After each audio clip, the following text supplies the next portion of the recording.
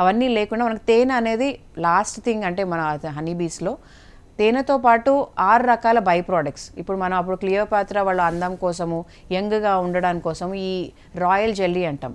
Royal jelly అనేది ఈ తేనెటీగలే వాటి గ్లాండ్స్ నుంచి తీస్తాయి.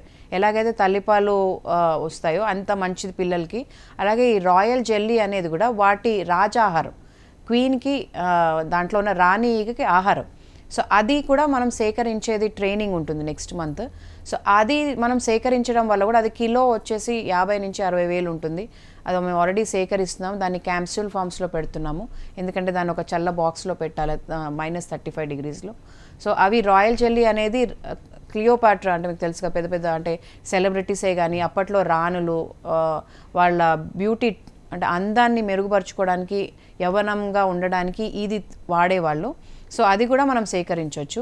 అలాగే మనకి కుడతాయి అని ముందే 1 కిలోమీటర్ దూరం ఉరుకుతాం. కానీ ఈ రాక్ బీస్ అంటే కొండ జాతివి కాకుండా ఇవి ఏవైతే ఉన్నాయో ఎపిథెరపీ అంటాం. అంటే తేనెటీగల్ని కుట్టించుకోవడం కూడా 40 రకాల డిసీజెస్ హీల్ చేస్తాయి.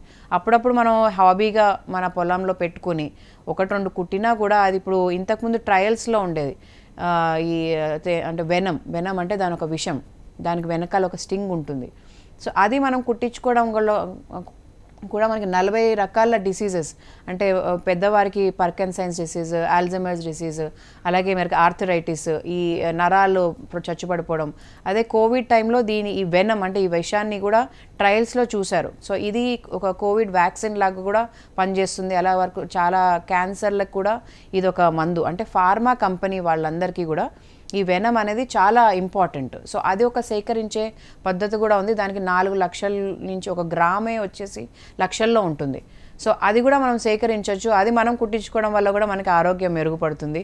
అది కుడుతుందని భయం ఏం లేదు. అలాగే పుప్పొడి కూడా మేము కలెక్ట్ చేస్తాము.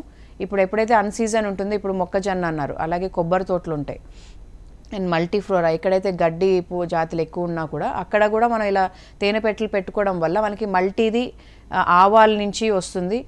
ఆ పుప్పొడి అనేది వాటికి ఎలాగైతే ప్రోటీన్, ఎన్నో రకాల వైటమిన్స్ ఉంటాయి, 28 వైటమిన్స్ ఉంటాయి, 28 రకాల. అంటే B vitamin, C12, flavonoids, antioxidants, ఇట్లా మనకి అది తినడం వల్ల కాన్సన్ట్రేషన్ పెరుగుతుంది. ఆర్థరైటిస్కి చాలా మంచిది. మనకి లివర్ క్లెన్జింగ్ చేస్తుంది. అలాగే చిన్నపిల్లలు కూడా ఇమ్యూన్ సిస్టమ్ డిజార్డర్ ఎక్కువ అయిపోతుంది.